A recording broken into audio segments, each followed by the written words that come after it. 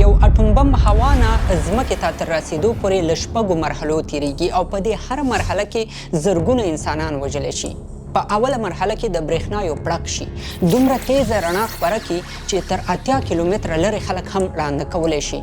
دویمه مرحله کې یوه ګرمه څپه خپرېږي چې له وجې د نږدې اوسېدونکو خلکو 100% د مرګ امکان شته دی.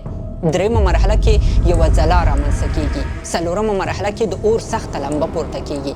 پنځمه مرحله کې د یوې زورورې چاودنې غږ اورېدل کیږي او شپږمه مرحله کې د 100 ساعتونو لپاره د راډیو اکټیو وړانګې خپرېږي او د همدې وړانګو له امله خلک ځای په ځای ژوند له لاسه ورکوي. د اټومي وسلو په اړه په ټوله دنیا کې یو تشویش دا دی چې شاید یو وخت ټول انسانان د همدې وسلو له وجې له منځه لاړ شي. خو اساسي پوښتنه دا ده چې ولې له دومره لوی خطر سره سره هم هېوادونه د اټومي وسلو جوړولو کوشش کوي. راځئ نن په دې ویډیو کې ځان په دې پوه کړو چې اټومي وسلو د جوړولو اجازه له چا سره ده، دا وسله څوک او په کومو حالاتو کې استعمالولی شي او تر ټولو مهمه دا چې په دنیا کې څو ډوله اټومي وسلې موجودې دي.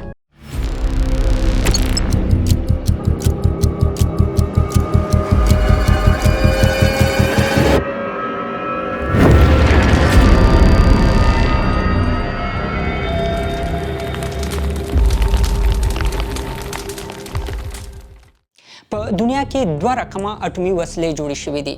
اولې فیشن بمونه دي او دویمې فیوژن بمونه دي. فیشني بمونو ته چاودیدونکي بمونه هم وایي. دا بمونه له چاودیدو سره سم په وړو وړو ذرو ویشل کیږي او خپل شاوخوا ته انرژي خپروي چې همدا انرژي د انسانانو ژوند اخلي. په دنیا کې اول ځل همدا فیشني بمونه د اټوم بم په نوم جوړ شوي وو.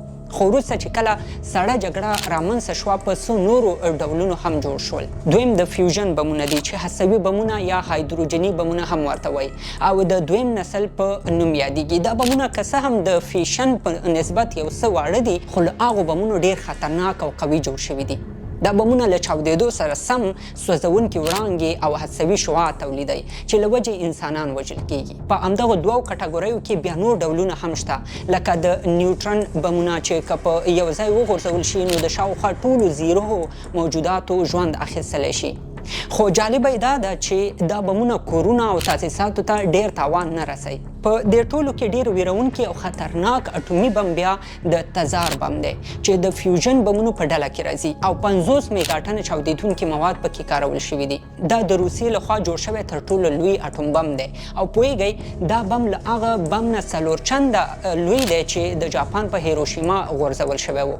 دا بم له چاودېدو سره کولی شي چې شاوخوا 22 کیلومتره ساحو پورې هر څه له منځه یوسي. په دوی کې ټولو نه وړوکی اټوم بم بیا د ډي وي کروکټ په نوم یادیږي. دا پیاده نظامیانو لپاره جوړ شوی دی او په اول ځل جرمني په دې خاطر جوړ کړی و چې شوروي پې وویری او اروپا ترې نه وساتي. دا اوس چې تاسو کله کله د یو هېواد د اټومي وسلې د استعمالولو په اړه خبرداریانې اورئ لکه روسیې چې څه موده مخکې د اوکراین په مسله کې د اټومي وسلې د استعمال خبرداری ورکړی هغه د تکتیکي اټومي وسلې په نوم یادیږي. تکتیکي اټومي وسلې د ستراتیژیکو اهدافو لپاره نه کاریږي. دا وسلې په عاجلو او امرجنسي حالاتو یا جنگي میدان کې کاریږي. په تکتیکي اټومي وسلو کې جذبونکي بمونه، لنډ واټن ویشتونکي میزایل، توپونه، ځمکني اټومي ماینونه او اوبو لاندې تلونکي ماینونه هم شاملیږي. په دې ډله کې نور هم شته لکه له ځمکې نه ځمکې ته او له هوا نه هوا ته ویشتونکي میزایلونه.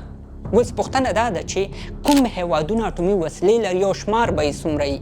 روسیه دا اوس په ټولو دنیا کې تر ټولو ډېرې اټومي وسلې لري. که څه هم د اټومي وسلو د شمېر په اړه ټول ملکونه د امنیتي ملحوظاتو له امله صحیح معلومات نه ورکوي خو د روسیې د وسلو د کنټرول یوې ادارې ویلي وو چې دوی 6850 اټومي بېلابېلې وسلې لري.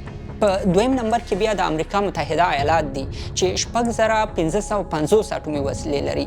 د امریکا متحده ایالات اولنی ملک و چې په 1940 کال کې اټومي وسله جوړه کړه او دا وسله ورته په 9 ټریلیونو ډالرو تمامه شوې وه. دریم هېواد بیا فرانسه دی چې اوس وخت کې 300 اټومي بېلابېلې وسلې لري. ورپسې چین دی چې 280 اټومي وسلې لري او برطانیه 215 اټومي وسلې لري. پاکستان په 4م ځای کې دی چې 145 اټومي وسلې جوړې کړي او هندوستان بیا اووم دی چې 115 اټومي وسلې لري. اسرائیل 80 او شمالي کوریا بیا 15 اټومي وسلې لري. یعنی تر اوسه پورې په ټوله دنیا کې 9 هېوادونه دي چې اټومي وسلې جوړې کړي دي. خو ولې ټول هېوادونه نشي کولی چې وسلې جوړې کړي؟ په 1980 کال کې د هستوي وسلو پراختیا د مخنیوي تړون یا NPT رامنځته شو. په دې تړون کې یادونه شوې چې د ملګرو ملتونو د امنیت شورا 15 دایمي غړي لکه امریکا، روسیا، چین، فرانسه او انګلستان نه علاوه نور هیڅ ملک نشي کولای چې اټومي وسلې جوړې کړي یا یې ټکنالوژي بل چېرته انتقال کړي. د هندوستان، پاکستان، اسرائیل او شمالي کوریا نه علاوه د دنیا ټول هېوادونو د NPT تړون امضا کړی دی او وعده یې کړې چې اټومي وسلې به نه جوړوي. شمالي کوریا له دې تړون نه په 2003 کال کې ځان ویستلی دی او ځان ته یې اټومي وسلې جوړې کړي دي. اسرائیل هم په دې بهانه چې د همسایه ملکونو لخوا ورته خطر دی او په همدې خاطر یې له تړون نه ځان ویست او اټومي وسلې جوړې کړې. هندوستان او پاکستان دواړو د یو بل نه د خطر د شتون له وجې دا تړون پرېښی دی او خپلې اټومي وسلې جوړې کړي دي. مثلا کله چې هند اټومي وسله جوړه کړه، پاکستان هم د دلیل وړاندې کړ چې له هند نه ورته خطر دی او په همدې خاطر دوی ته هم د اټومي وسلو د جوړولو اجازه ورکړل شوه.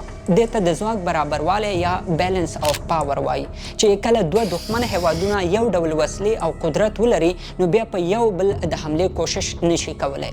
په همدې وجه د امنیت د برخې متخصصین دا انتقاد کوي چې ځینې ملکونه په خپلو کې نمایشي دښمني شروع کړي او په نتیجه کې له NPT تړون نه ځان وباسي او د اټومي وسلو د جوړولو پلان ونیسي.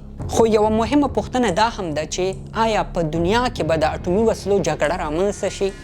د اټومي وسلو د استعمال په اړه یوه ډیره مهمه او پخه تیوري موجوده ده. دا تیوري د MAD په نوم یادیږي چې د میچولی اشورډ ډسټرکشن نه اخیستل شوې ده او معنی یې د دوه اړخیز امن تخریب دی. دا تیوري وایي چې بېشکه اټومي وسلې د وژنې لپاره رامنځته شوي دي، خو ګټه یې دا ده چې که دوه سرسخته مخالفین دا وسلې ولري نو په یو بل به هېڅکله د تعرض یا حملې کوشش ونه کړي، ځکه چې که هر ملک د بل په مقابل کې اټومي وسله استعمال کړي نو دویم هېواد به یې هم په مقابل کې استعمالوي چې په نتیجه کې به یې دواړه هېوادونه له منځه ځي او دومره لوی خطر هېڅ هېواد هم نشي منلی. له همدې وجې هېڅ هېواد د بل اټومي هېواد په مقابل کې اټومي وسله نشي استعمالولی. هله دا دې ویډیو به تاسو سره د اټومي وسلو په پېژندلو کې ډېره مرسته کړې وي. تر بلې خپرونې د الله په امان.